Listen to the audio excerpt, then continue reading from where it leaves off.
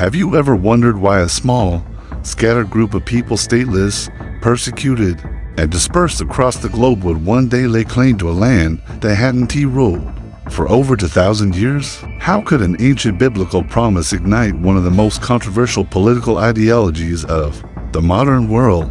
This is the story of Zionism. But not just the political movement, it's the story of longing, identity, trauma, and hope. It was a symbol of home, of divine promise, and eventually of loss. It starts in a place called Zion. It was during this time that Jerusalem, then the city of the Jebusites, was captured and transformed. David renamed it Zion, a term that would echo across centuries of Jewish memory. Foreign empires, Babylonian, Persian, Greek, Roman, came and went. The Second Temple was destroyed by Rome in 70 AD, and the Jewish people were scattered. They became both protected and punished, tolerated but never fully accepted. In some ways, they were like guests who had overstayed there. Welcome always reminded that they didn't quite belong. They became what we call today the diaspora, people without a homeland. King David was 30 years old when he began to reign, and for 40 years, he led the tribes of Israel. People began to think not just of rulers and religion but of nations, and with that came a powerful, often dangerous question. But this isn't just about one king or one city. Zion became something much bigger. You see, after David, the Jewish kingdom fractured. You speak the language, contribute to society. Maybe you've even renounced some religious practices to fit in, because with every passing decade, anti-Semitism wasn't going away, it was adapting. Others believed the Messiah would one day return, them to Zion. Still others embraced reform, saying the idea of returning to a physical land was outdated. And yet you're still not seen as truly French or German, families hidden cellars, ready to flee at a moment's notice. And yet, the memory of Zion never left them. Jews weren't just seen as different, they were portrayed as dangerous, disloyal, or even corrupting. In 1881, after Tsar Alexander II was assassinated and one of the accused conspirators turned out to be Jewish, a tidal wave of violence was unleashed. For centuries, Jews faced exclusion, suspicion, and systemic discrimination, first under Christian empires, then later in Islamic societies. But others disagreed. They believed that only Zion, only Jerusalem would make sense. And more importantly, it was the only location that stirred the heart. But here's where it gets interesting. Zionism, the idea that Jews should return to their ancient homeland, didn't even exist as a word until the late 19th century, and that raises a massive question. Why then? Why not earlier? They called this journey an aliyah, meaning ascent to the Holy Land. To understand that, we have to rewind and look at how the world was changing. This wasn't a return to an empty land. To them, the sudden arrival of Jewish settlers looked less like a return and more like a threat. It began with memory, with trauma, with stories told by candlelight during centuries of exile. Before the 1800s, the world was a mosaic of kingdoms and empires, and beneath the surface, both sides were beginning to see that this wasn't going to be a peaceful dream, it was going to be a political storm. You could live under a king and speak a completely different language from your neighbors. Identity was local, religion was dominant, and borders, they were vague at best. But with the Enlightenment and the Age of Reason, that began to change. Ideas of equality, citizenship, and nationalism were born. Who belongs to the nation, and who doesn't? Imagine you're a Jew living in 19th century France or Germany. Some Jews believed they should assimilate fully, be a man in the street and a Jew at home, they said. But for many, none of these answers were enough. It wasn't just about religion anymore. It became racialized. It became systemic. In the Russian Empire, Jews were forced to live in restricted areas known as the Pale of Settlement. These weren't isolated incidents. They were organized attacks, pogroms. Entire Jewish neighborhoods were burned, looted, people were beaten in their homes. It was during this time that a Russian Jewish doctor named Leo Pinsker looked around and asked the hard question, what if assimilation will never be enough? What if our very existence depends on finding a place to call our own? He wrote a powerful pamphlet called Auto-Emancipation, declaring that Jews must stop waiting for acceptance. They needed to liberate themselves to become a nation again. His words hit like a lightning bolt across Eastern Europe. Here's where things start to shift from theology to politics. Pritzker initially didn't believe that the Jewish homeland had to be in ancient Judea. In fact, he thought that any safe territory would do. Slowly, the idea gained traction. Zionism, the modern political movement to create a Jewish homeland in Palestine. At first, it was just a whisper, a dream, but after the pogroms, it started to feel like the only way out. Groups called Lovers of Zion began forming in Russia. Small numbers of Jews, dozens, maybe hundreds, started moving to Palestine. They drained swamps, built roads, and planted crops. And with every seed sown in that ancient soil, Zionism began to grow roots. But let's be clear, Palestine, though under Ottoman rule, was home to hundreds of thousands of Arabs, Muslim, Christian, and Jewish alike. Tensions began to simmer. Zionism didn't begin with tanks or treaties, but it was also born of fear, of a growing realization that the world wasn't going to make room for Jews unless they carved out a space for themselves. In part 2, we'll explore how that idea, once just a spark, would ignite into a full-blown movement shaped by a man named Theodor Herzl and propelled by a world on the brink of war. But before we continue, here's something to think about. What does it mean to belong to a nation that doesn't want you? And how far would you go to finally feel at home?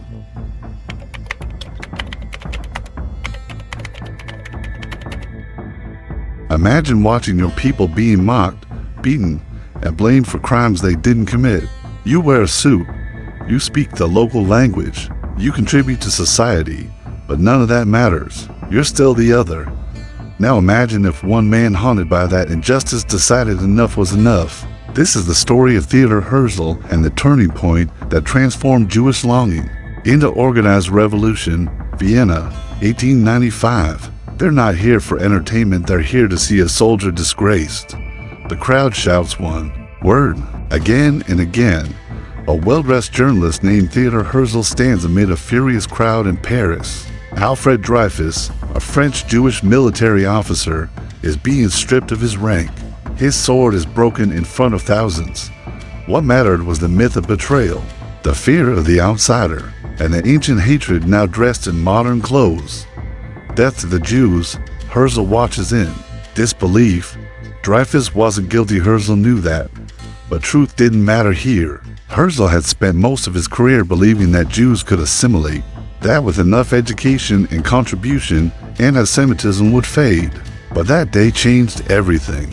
Not just as a Jew, but as a man with a mission. He now believed that anti-Semitism was not a glitch, it was a feature of European society.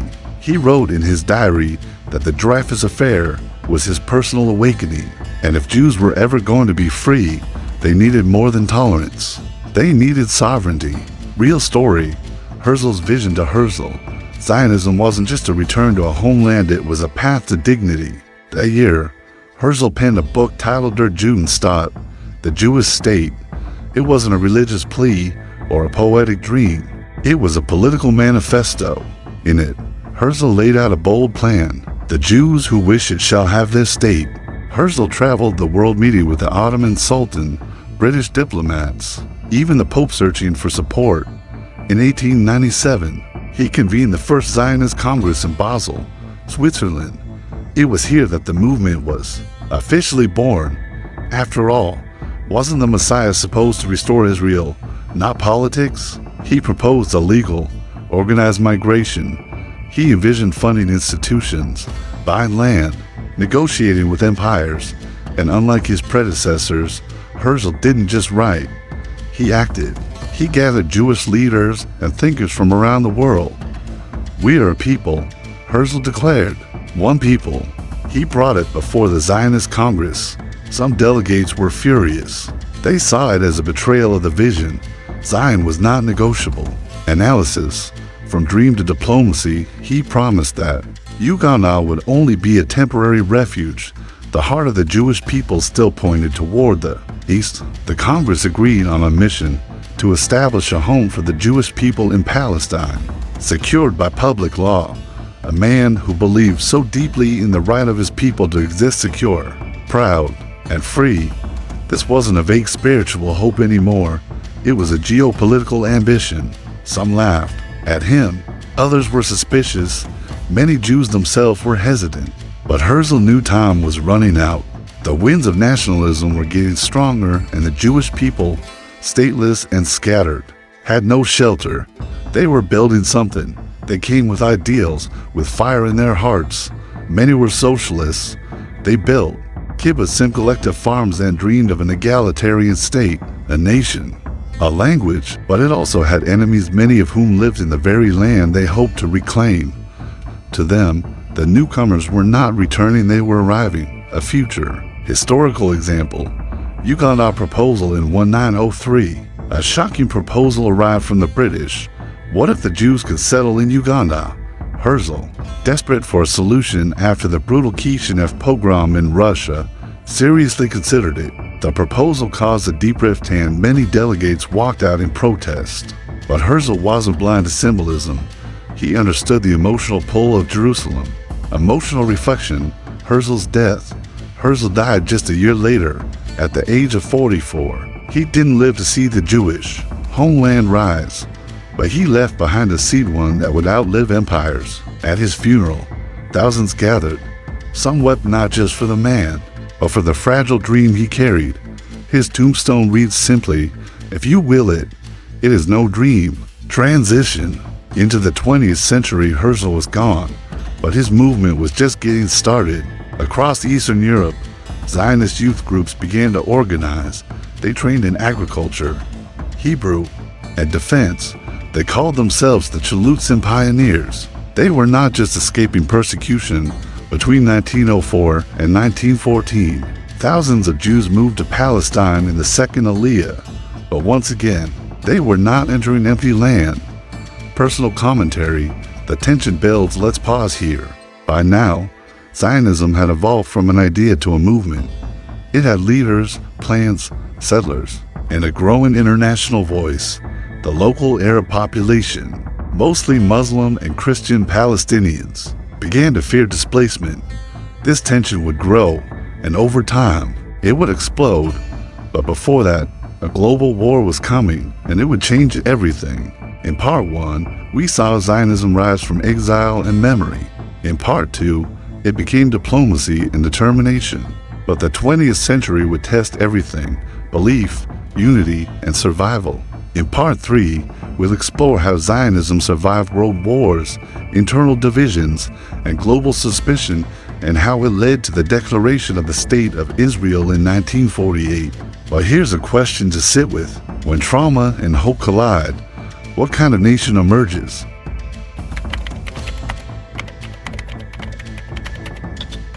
There are moments in history where survival feels like a miracle, and then there are times when survival is not enough. By the 20th century, Zionism had taken root, but now it was about to be tested like never before by war, betrayal, and the most horrifying genocide the modern world had ever seen. This is how the dream endured the nightmare. Narration begins. World War I, a New Deal.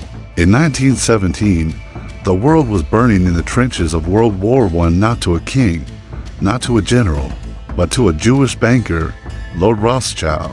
And yet, in the middle of this chaos, a letter was written. The letter came from British Foreign Secretary Arthur Balfour, and it said something historic. His Majesty's government views with favor the establishment in Palestine of a national home. For the Jewish people, this was the Balfour Declaration. It was a game changer. For the first time, a global power acknowledged the legitimacy of a Jewish homeland in Palestine. But there was a catch.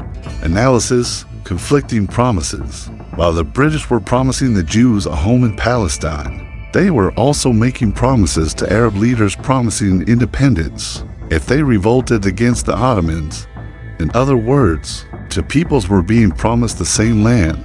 This betrayal, whether by design or confusion, would haunt the Middle East for decades. After World War I, Britain took control of Palestine under a League of Nations mandate.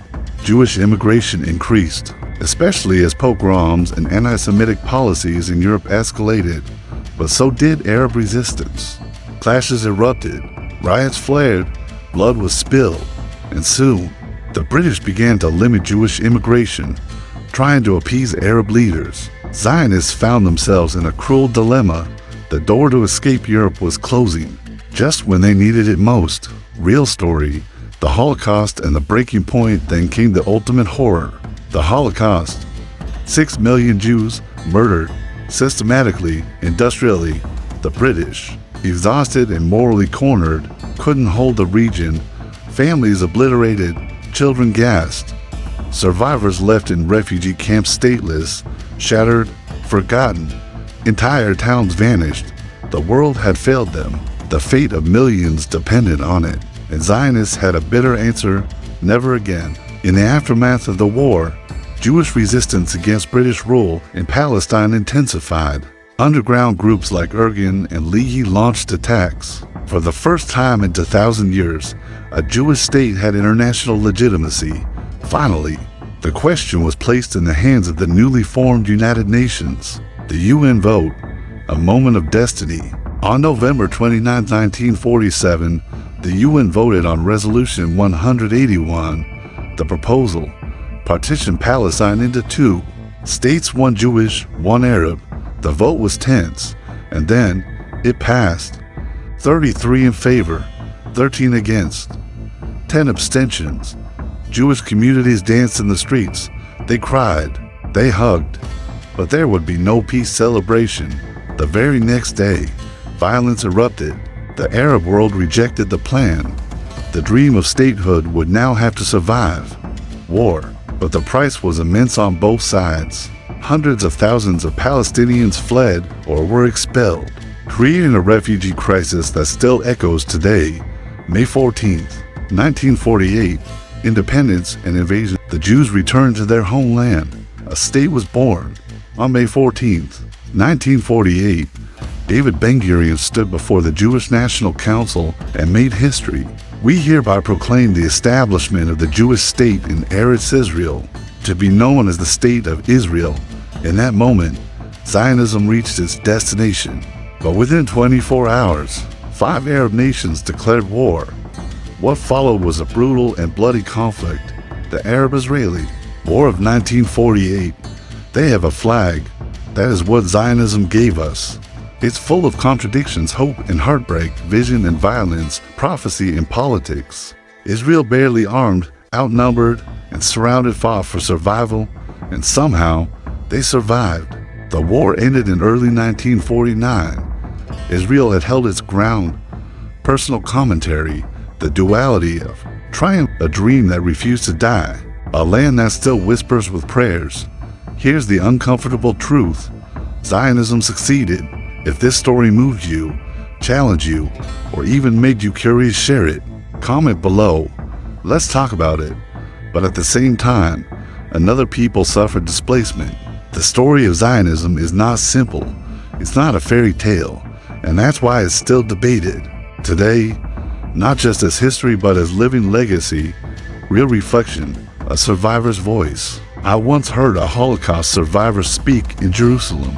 He was 91 years old, bent, quiet, with eyes that held oceans. He said, "When I was in the camp, I had no name, just a number. Now my grandchildren wear IDF uniforms. They have names." His voice cracked. The room fell silent. It reminded me, Zionism wasn't born out of privilege. It was born out of desperation, out of ashes. Final lesson: why this story matters today in a world full of noise. It's tempting to reduce Zionism to headlines or hashtags, but behind it is something more ancient and more human. People who wandered, and a lesson that applies to us all. When your past is broken and your future uncertain, what dream do you hold on to? Because whether you're Jewish or not, Zionism teaches us something profound. Identity matters, home matters, memory matters, and sometimes the courage to dream against all odds is the most sacred thing of all. Thank you for joining us on this journey. And if you want more stories that explore the deep roots of faith, conflict, and human resilience, don't forget to subscribe, because history doesn't end. It speaks, and it's still speaking to us. Today,